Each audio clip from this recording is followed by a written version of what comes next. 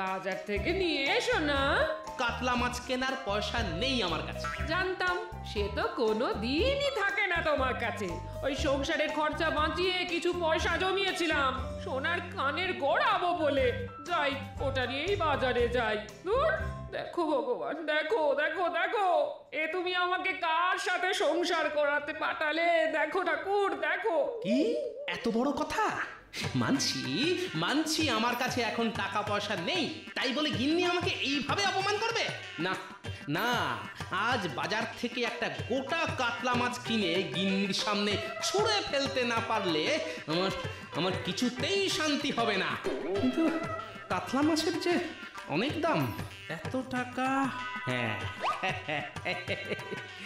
মহারাজ আছেন তো, যাই রাজসভায় গিয়ে মহারাজের কাছ থেকে এই মাসের বেতনটা অগ্রিম চেয়ে নিই। মহারাজ, আজকে রাজসভা রাজবাড়ি ছেড়ে এই পুকুর ধারে বসেছে।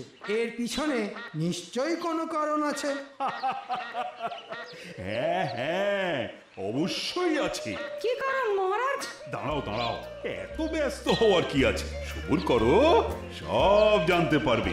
মহারাজের মনে হয় ওই প্রকৃতির হাওয়া খেতে খেতে রাজসভা পরিচালনা করার ইচ্ছে হয়েছে, তাই আজ ওই মহারাজ পুকুর পাড়ে রাজসভা বসানোর সিদ্ধান্ত নিয়েছেন। না না সেনাপতি, শুধু হাওয়া খাওয়ার জন্য নয়, আরো একটা কারণ আছে।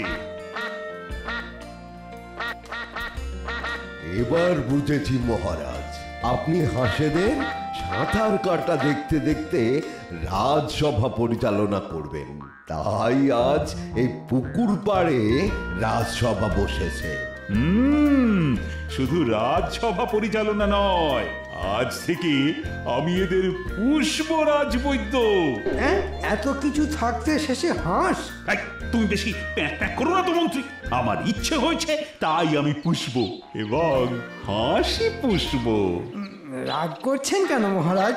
আমি তো এমনি মানে। রাজসভা ফাঁকা দেখে ভাবলাম আজ বুঝি ছুটি, কিন্তু রানীমাকে জিজ্ঞাসা করতে উনি বললেন আজ নাকি রাজসভায় পুকুর ধারে বসবে। হ্যাঁ হ্যাঁ গোপাল, রানী ঠিকই বলেছে। এসো এসো এসো। রাজসভা রাজবাড়িতে বসুক আর পুকুর পাড়ে বসুক, গোপাল প্রত্যেক দিন দেরি করে রাজসভা আসতো, আজও তাই এসেছে আর ভবিষ্যতেও আসবে। সত্যি মন্ত্রী, এটা কিন্তু তুমি একদম খাঁটি কথা বলেছো।